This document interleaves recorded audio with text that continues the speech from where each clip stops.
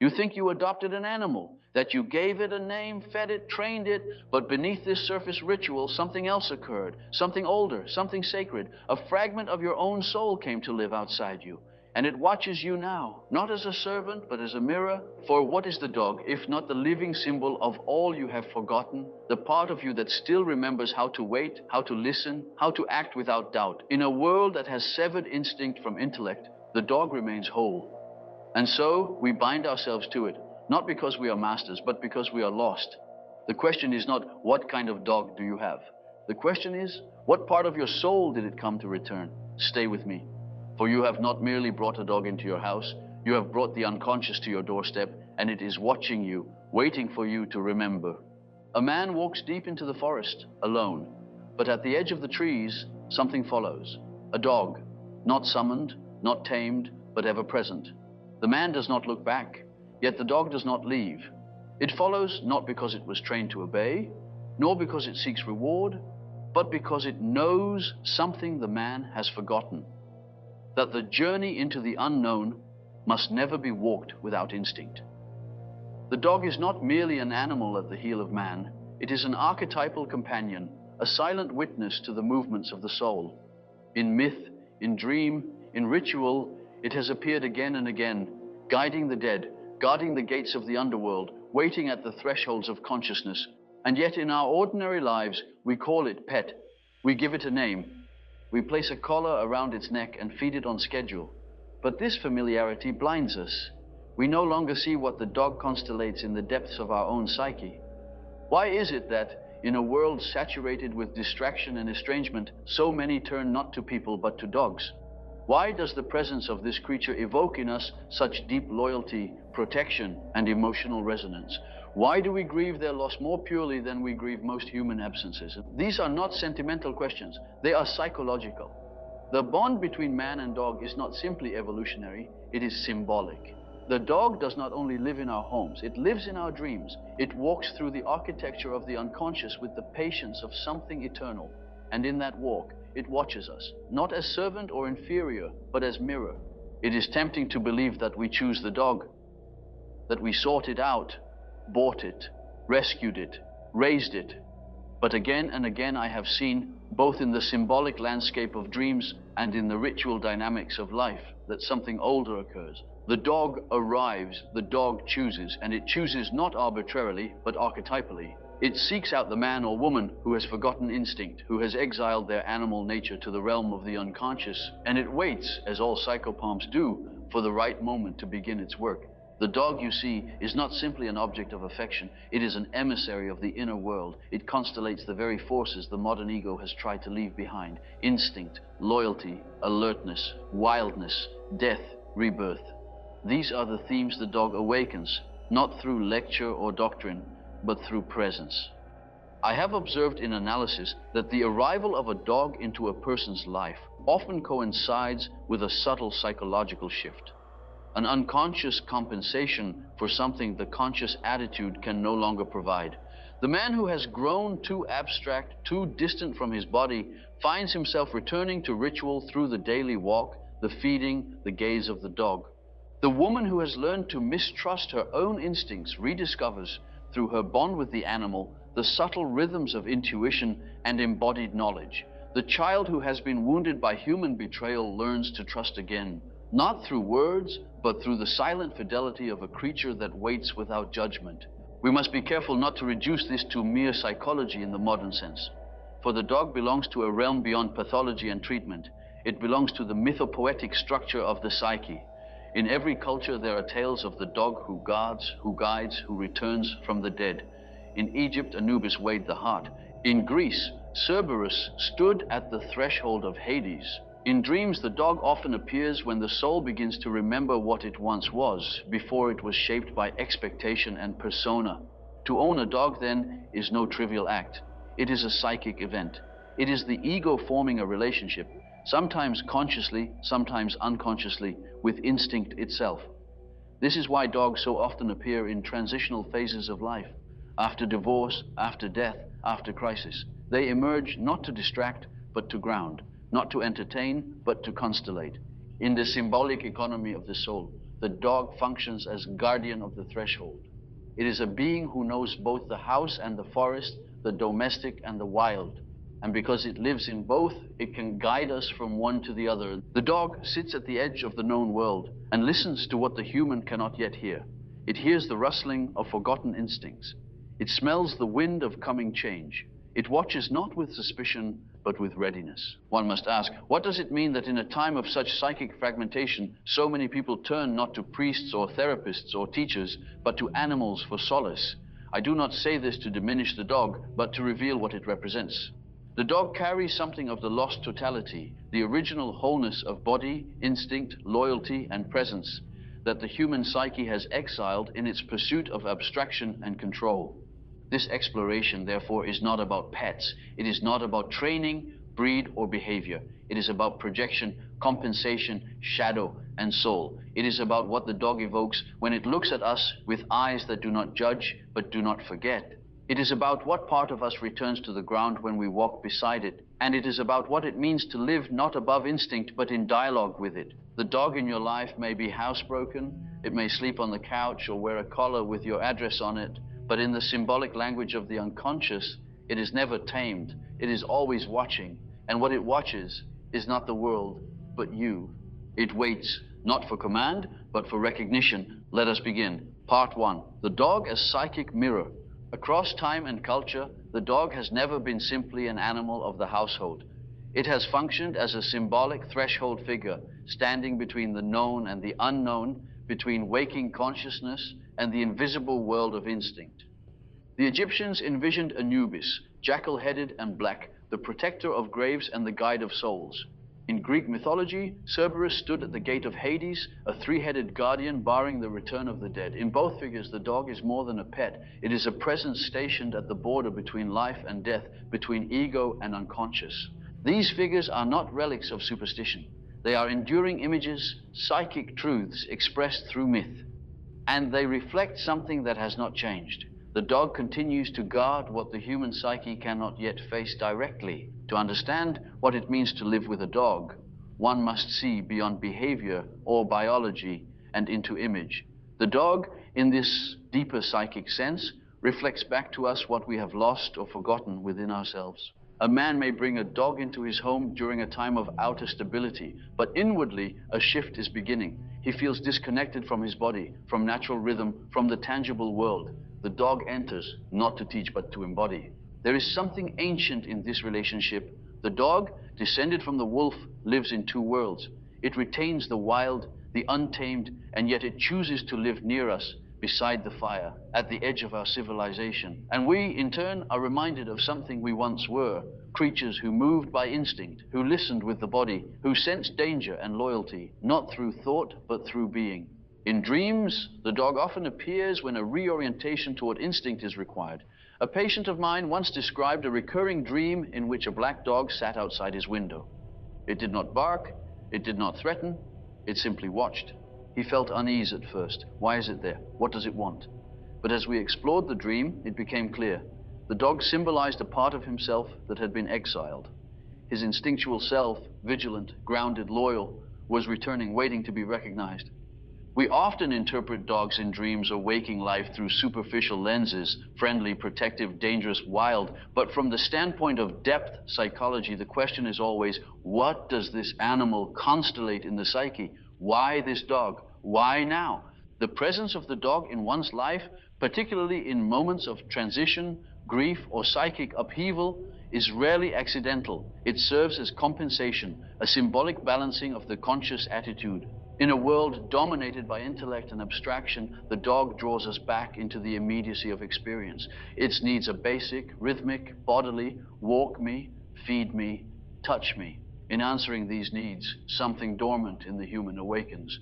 Another patient, a woman whose life had been structured around control and achievement, found herself strangely drawn to adopt a stray dog.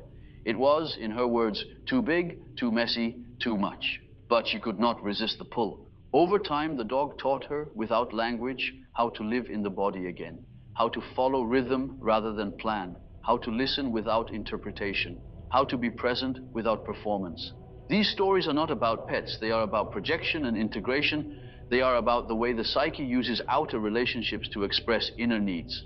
The dog lives close to instinct, and instinct is not mere biological impulse. It is a profound intelligence, the natural wisdom of the body and the soul acting in harmony. Modern man, in his pursuit of progress, has severed himself from this intelligence. He listens only to the ego and wonders why he suffers. The dog re-enters the scene not as a savior, but as a mirror. It shows what has been lost. Its eyes, steady and unflinching, ask the unspoken question: will you remember who you were before you became what you thought you had to be? Consider again the archetypes. Anubis, dark and silent, leads the soul not to paradise, but to judgment.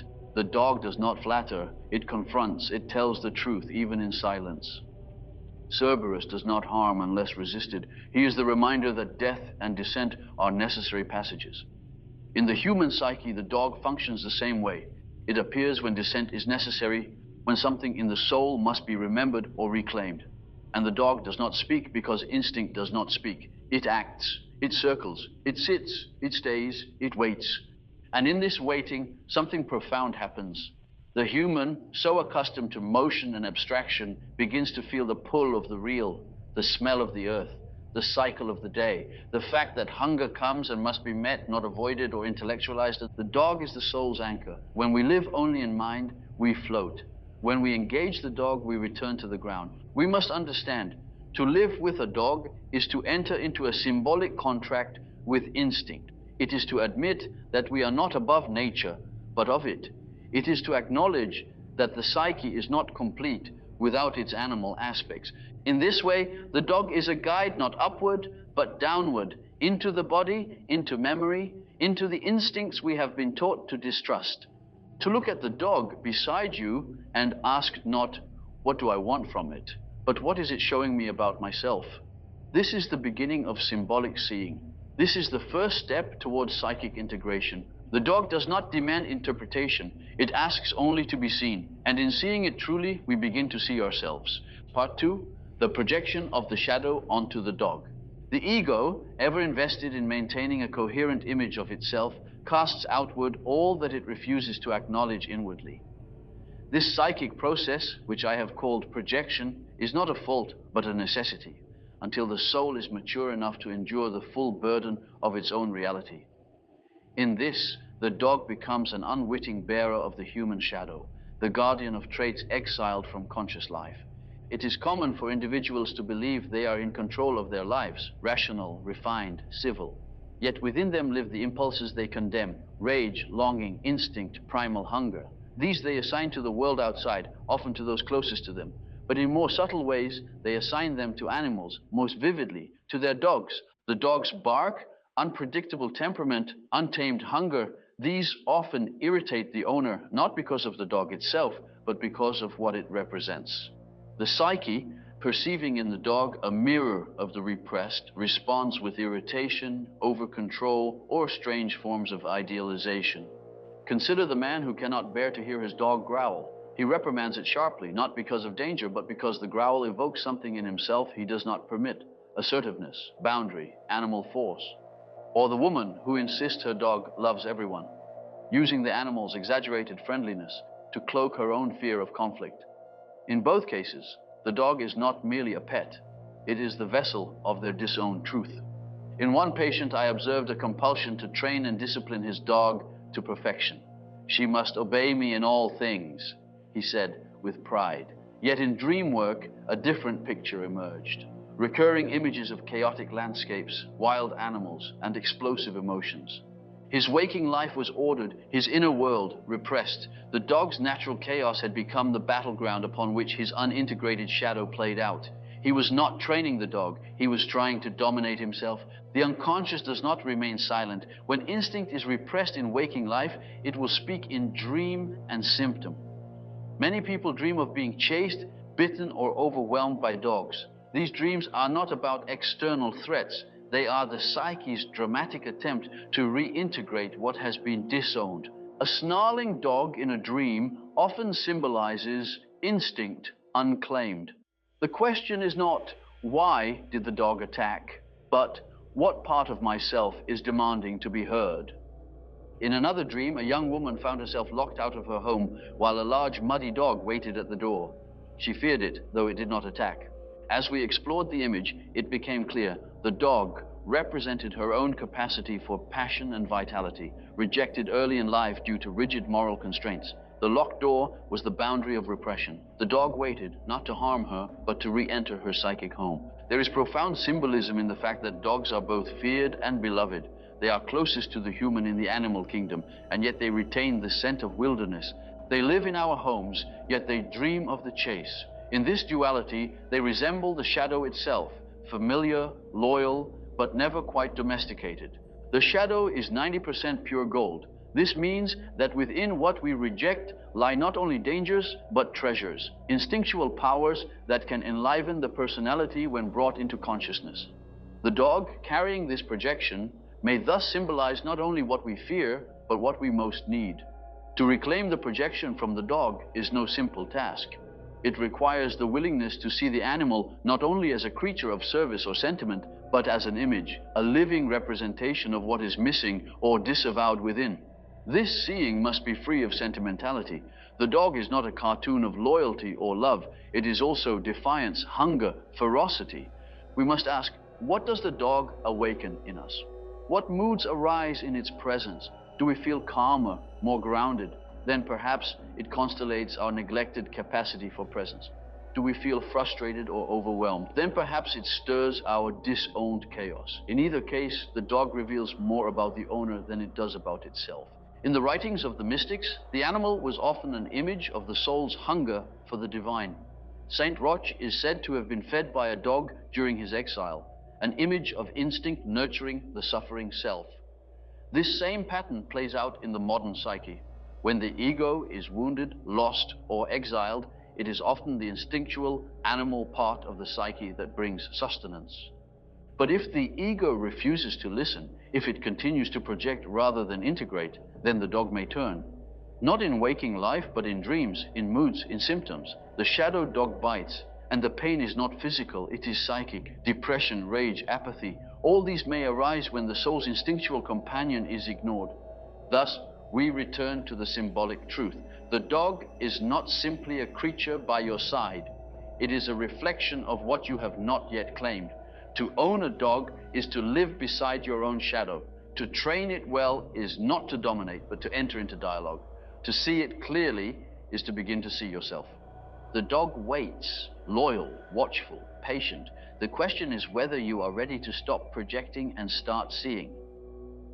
Part 3, the dog and the instinctual soul. In every man, beneath the citadel of consciousness and above the abyss of the unconscious, there exists a place where instinct and soul still whisper to one another. This is not the realm of abstract thought, nor of moral judgment, but the raw living terrain where one simply is. The dog, in its earthy simplicity, is a symbol of this terrain. The instinctual soul is not a philosophical concept. It is a living reality, a substratum of the psyche that knows without needing to explain.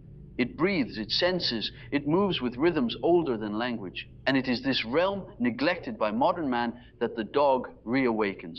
One cannot help but notice the change in a person who walks regularly with a dog. Their gait slows, their senses sharpen, their awareness extends beyond the echo chamber of thought into the soil, the air, the subtle movements of wind and animal. This is not mere leisure. It is a slow return to the forgotten layers of the self.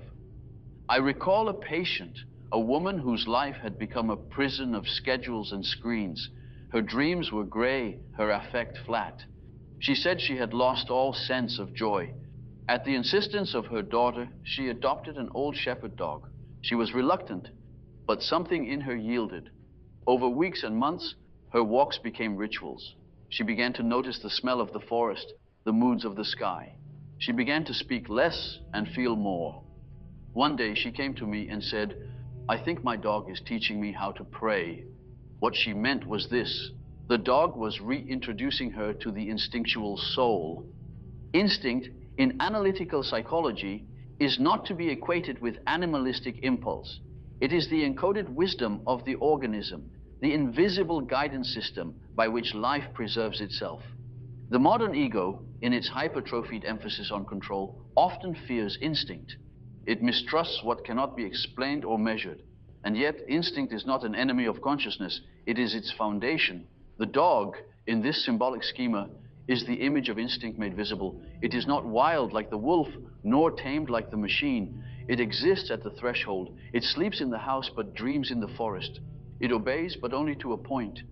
In this liminal space, it resembles the soul itself, faithful yet elusive. In alchemy, the Canis niger, the black dog, is a symbol of the nigredo, the dark stage of dissolution where the ego must relinquish its illusions. But there is also the Canis fidelis, the faithful dog, who watches the alchemist through the phases of transformation. These dual symbols remind us that instinct, when resisted, becomes a source of darkness. When embraced, it becomes the guide. Contrary to popular psychology, I did not locate the self in the heights, but in the center. And the instinctual psyche, though earthy and bodily, is not lower, it is deeper. To descend into instinct is not to regress, but to return. One must differentiate here between instinct and compulsion. Compulsion is the symptom of denied instinct, a shadow manifestation. But true instinct, when integrated, becomes rhythm, presence, knowing. The dog knows when to rest, when to move, when to alert. It does not second guess. This is not thoughtless. It is thought beneath thought.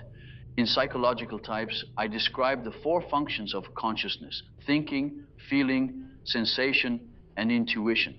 The dog, in its symbolic essence, speaks to the neglected functions in modern man: sensation and feeling. Those who live solely in thought and abstraction find in the dog a quiet teacher.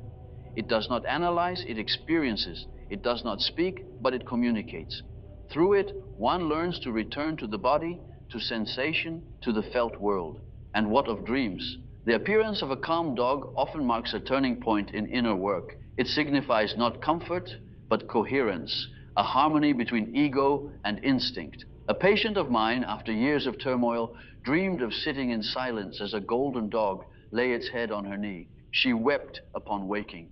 "It's the first time I felt safe in my own soul," she said. The dream had not cured her, but it had reconciled her with something primal and necessary. Much is said about the difference between dogs and cats. One loyal, one independent, one relational, the other solitary. But in symbolic terms, the dog represents that part of the psyche which longs to connect, to follow, to protect and be protected. It is the soul's capacity for faithful relatedness, not to others only, but to one's own depths.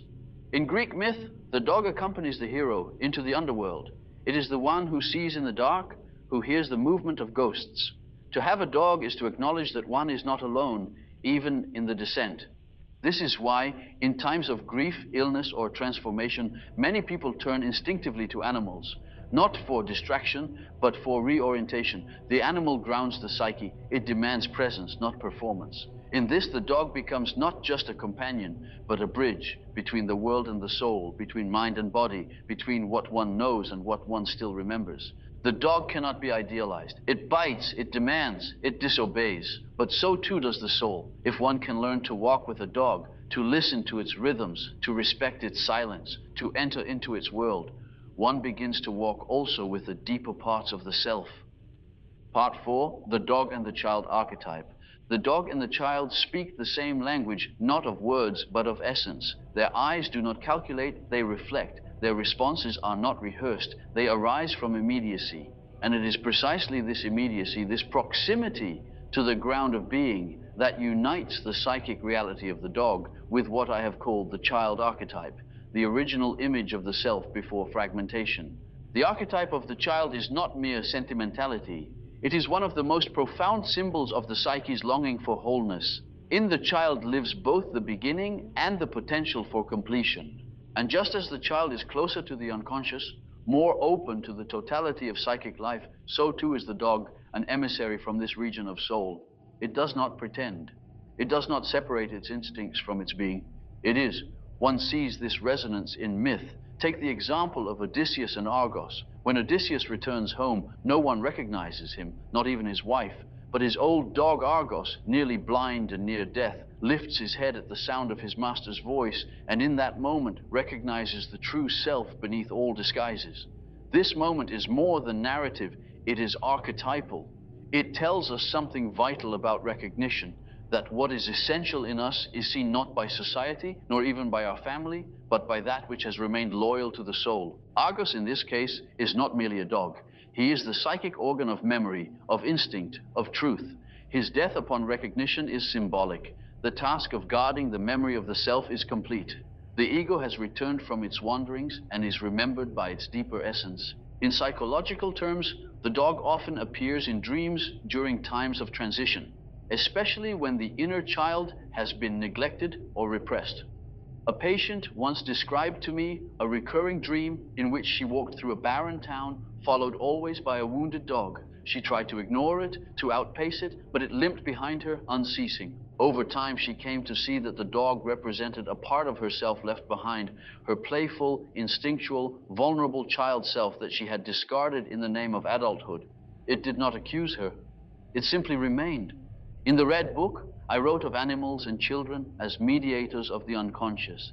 They carry a presence that is not yet divided, not yet alienated from the totality of the psyche. The child acts from the center, the dog responds from the ground.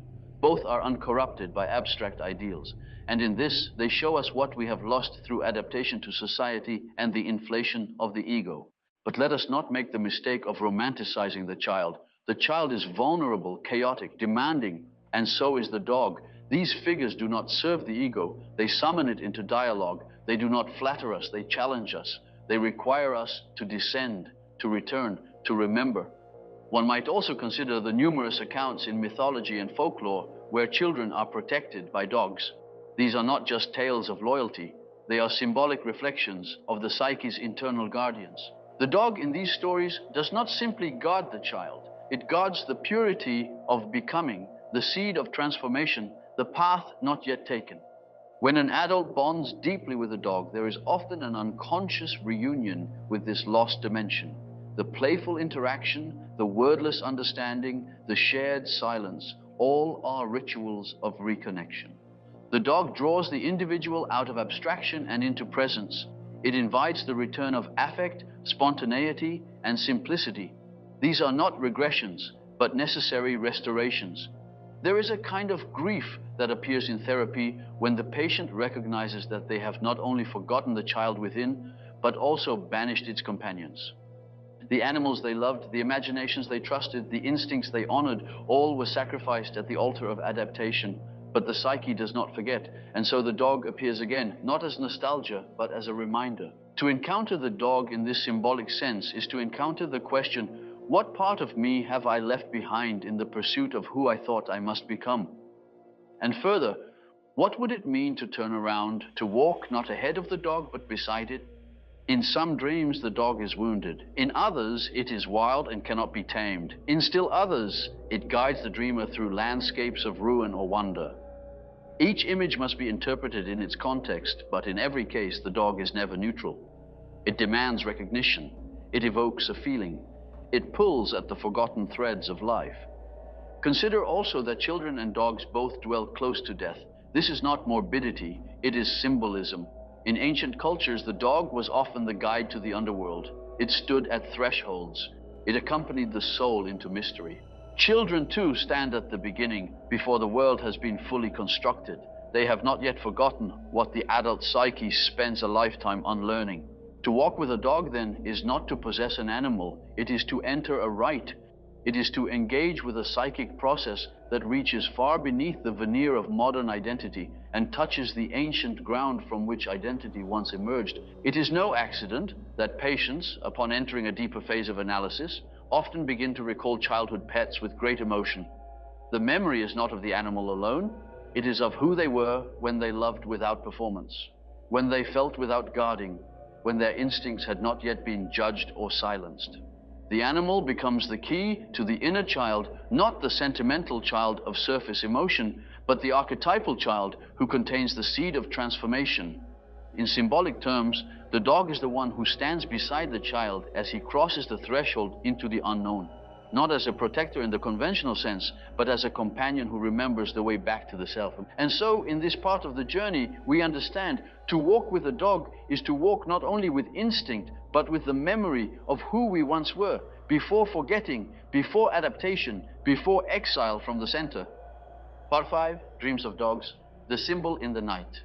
When the ego falls silent and the rational mind recedes into sleep, another voice begins to speak. This voice belongs not to the ego, but to the unconscious. It does not use reason, nor persuasion, nor logic. It uses image, symbol, feeling. It speaks in the language of dreams. And in this dreamscape, half night, half soul, the dog appears again. But the dog that comes in dreams is not always friendly. It does not wag its tail. It does not always follow. Often it growls, sometimes it bites, and at times it simply watches. It is not there to reassure the ego, but to remind it. I have long observed that animals in dreams symbolize instinctual forces, archaic psychic contents, and drives that have not been fully integrated. The dog, being the most intimate of animals, appears not as a stranger, but as a part of the soul that once belonged, until it was denied, and in the night it returns. There is a dream I recall vividly, described by a patient on the verge of psychic collapse. In the dream, he stood in a city that was burning. The streets cracked and smoked, and out of the rubble, a great black dog emerged, not to attack, but to lead. The man followed it through the fire. He woke with tears. This was not just a dream, it was an image of psychic survival. The dog represented the instinctual self, intact beneath the ruins of the ego's constructed world. It had not forgotten him. This is what the dog often does in dreams. It leads. It comes when the conscious attitude has broken down, when the outer world can no longer offer stability, when the intellect fails to account for the soul's suffering. Then, in the darkness, the dog appears. Sometimes it bites. These dreams are alarming, but a biting dog does not symbolize external threat. It is an image of repressed instinct, of psychic energy that has been disowned for too long. A woman once told me of a dream where a small dog she kept locked in a cupboard escaped and attacked her hand. She was terrified, but this was not horror. It was a symbol of return. The dog had grown angry, not because it was evil, but because it had been imprisoned. The ego often treats its own instincts as dangerous. It locks them away. It rationalizes them out of existence. It discredits aggression, eroticism, wildness, grief, all the aspects of life that cannot be neatly controlled. But in doing so, it creates tension. And this tension builds. And when the repression has gone too far, the dog bites. Not to destroy, but to awaken. I have said before, what you do not make conscious will be lived as fate. And the dog in dreams is often the face of that fate, the consequence of unlived life. Yet not all dream dogs are violent. Some follow. Some sit at the edge of the bed, watching. Some run ahead down forest paths, looking back to beckon the dreamer forward. These are not aggressive. They are guiding. Their silence does not mean indifference. It means invitation. In such dreams, the dog becomes what the ancients called a psychopomp, a guide between worlds. Anubis, in Egyptian mythology, was the jackal-headed god who led souls to the afterlife. His presence was not a threat, but a necessity. Without the guide, the soul would be lost. In the dream world, when a dog leads, it is the unconscious trying to orient the ego toward deeper knowing. And the ego's task is not to dominate this figure, nor to resist it, but to follow, to learn the rhythm of instinct once again. Active imagination can be used to deepen this relationship. When a dog appears repeatedly in dreams, one can sit in contemplation, summon its image, and let it speak. This is not fantasy. It is dialogue with the unconscious. And often the dog will say things that the ego had not yet dared to think. But beware, the dog is not always loyal in the way the ego desires. It does not always affirm. It does not always console. Sometimes it confronts. Sometimes it demands. One patient, plagued by apathy, dreamed of a dog that barked incessantly until she left her house. She had been isolating, refusing life. The dog would not let her sleep. It forced her back into motion. She woke with an understanding she could not rationalize, but could not ignore. Such is the nature of symbols. They do not ask, they speak. And when they are heard, something shifts, not always dramatically, but irrevocably. The dog is also a guardian. In dreams of childhood trauma, I have seen dogs appear just before moments of unbearable pain. They do not stop the wound, but they witness it. They mark the soul's refusal to surrender completely. They remain. One woman told me of a childhood dream that had stayed with her for decades. In the dream, she was being taken away from home. But just before the door closed, her dog ran through it and sat beside her. I knew I would survive, she said, because he was there. The dog in this dream was more than memory. It was her instinct to survive, made visible. It was her soul's promise to itself, The context of the dog in a dream must always be examined. What is its posture, its gaze, its movement? Is it familiar or unknown? Is it threatening or soothing? Each of these elements reflects a different psychic condition. In the final stages of analysis, I have seen dogs appear as companions, calm and confident. They no longer bite, they no longer chase. They walk beside the dreamer, often in wild landscapes, open fields, or rivers. These images mark not the beginning of the work, but its fruit. The ego has ceased to fear its instincts. It has made peace with its natural life. It no longer needs to flee. These dreams are not decorations of the psyche, they are instructions. They tell us how to live more deeply, more consciously, more wholly. And so I say, if a dog has appeared in your dream, take notice. Something ancient is calling you. Something loyal has not left your side, even in the dark. Something in you remembers the way. Part 6, owning the dog, integration through relationship. To own a dog is not merely to possess an animal, it is to enter a psychic covenant. One does not simply adopt a creature of fur and flesh, but consents to a relationship with instinct, ritual, discipline, and unconditional nearness. The dog is not content to be admired from afar. It demands presence, it demands rhythm, it demands repetition. It becomes a living mirror of the way one tends or fails to tend to the primal self. I have observed in many patients that the decision to adopt a dog arrives at a particular psychological threshold. Often it comes in a time of transition, after a divorce, in the midst of depression, during a crisis of meaning. The ego, having exhausted its strategies, finds itself in disarray. And into this space enters the dog, not as solution, but as invitation. An invitation back to the body, back to nature, back to the soil of ordinary life. I wrote often of the rituals of daily life as containers for the psyche, the feeding of the fire, the tending of the garden, the walk through familiar streets. These are not merely acts of routine, they are alchemical vessels, and so it is with the care of a dog. To rise in the morning, to leash and walk, to feed, to soothe, this is not servitude, it is psychic regulation. A man once told me that his life was unraveling, his work held no meaning, his marriage had collapsed, he was drinking. But then he adopted a stray dog, not out of principle, but pity. He did not know it at the time, but something in his unconscious recognized the necessity of structure. The dog would not let him sleep in. It would not let him vanish into drink. It needed to be walked. It needed rhythm. And slowly, his psyche reassembled, not through insight, through ritual. The dog in this sense becomes a vehicle of individuation, not by providing answers, but by forcing the ego into right relationship with instinct and time. Consider this. The ego often dreams of freedom, of escape from constraint. It resents limitation. It fears repetition. But the self does not. The self embraces ritual because ritual aligns the conscious life with the rhythms of the unconscious, and the dog enforces ritual. The dog does not care for the ego's apathy. It requires movement, attention, consistency. Through this, the psychic vessel is strengthened. There is also the symbolic burden. The dog is not a cat. It will not disappear into solitude. It brings its needs into the room. It howls if abandoned.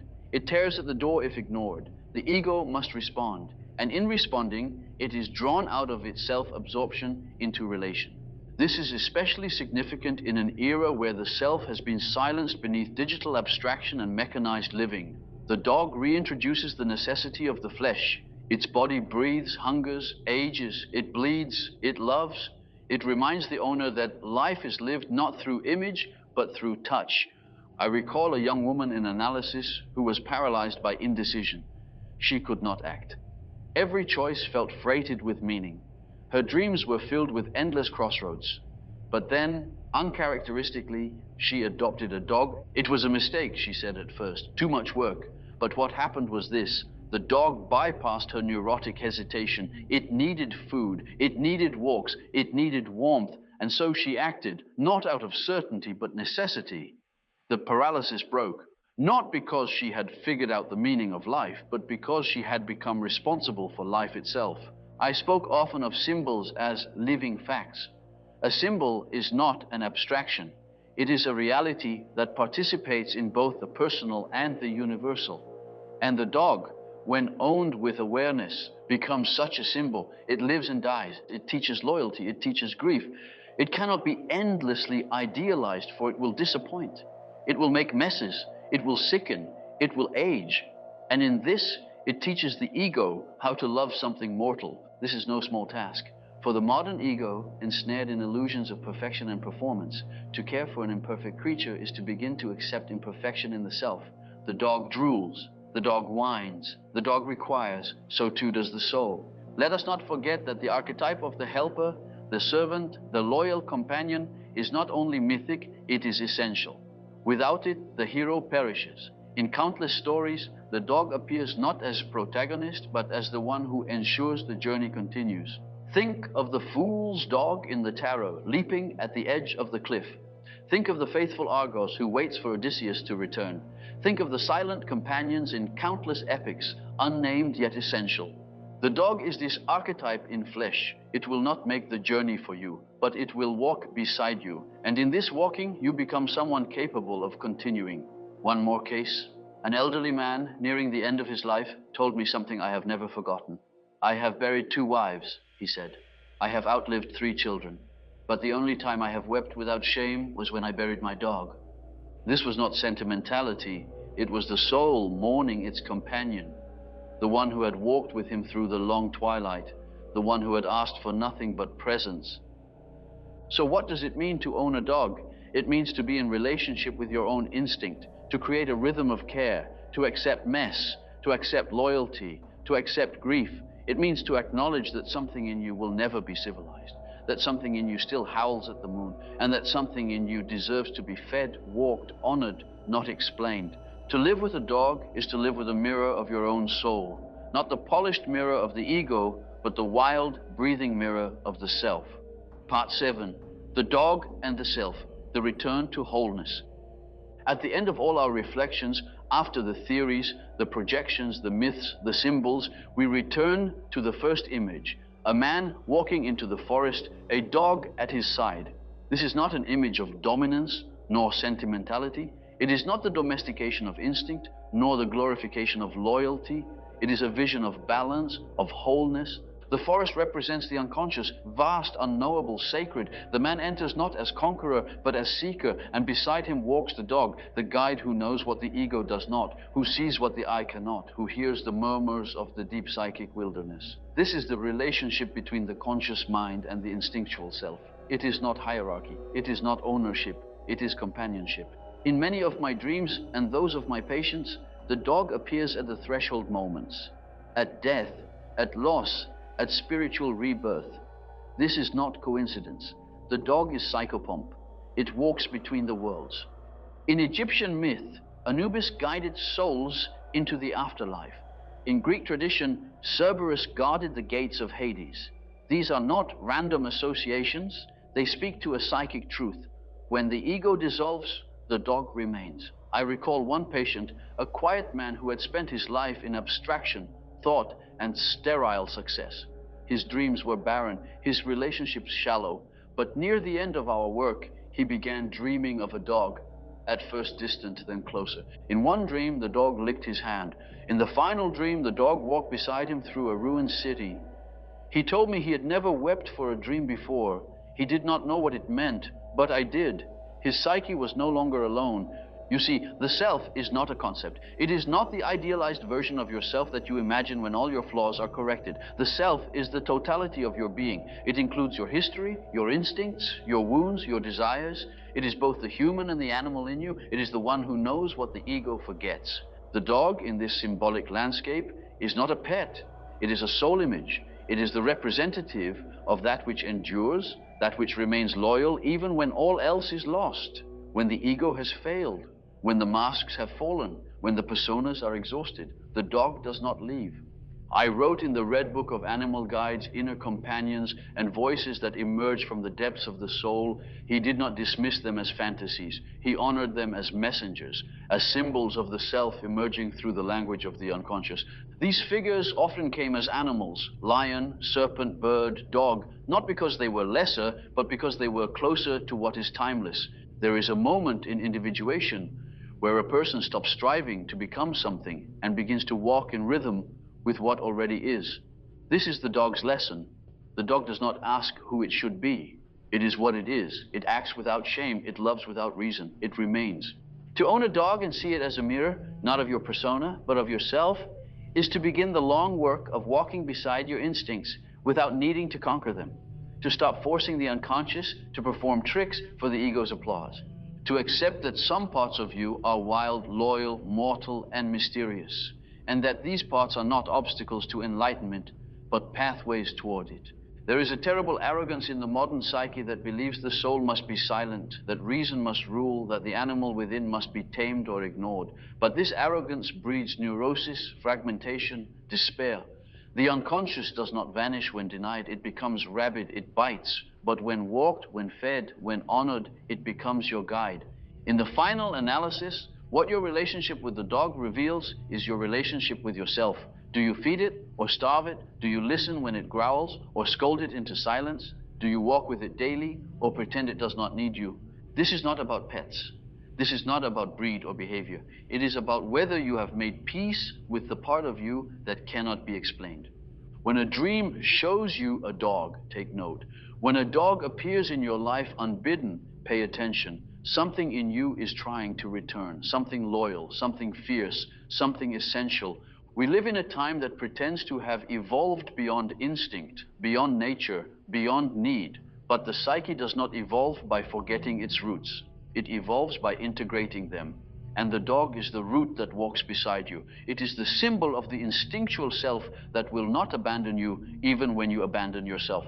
So I return to the image. A man walking into the forest.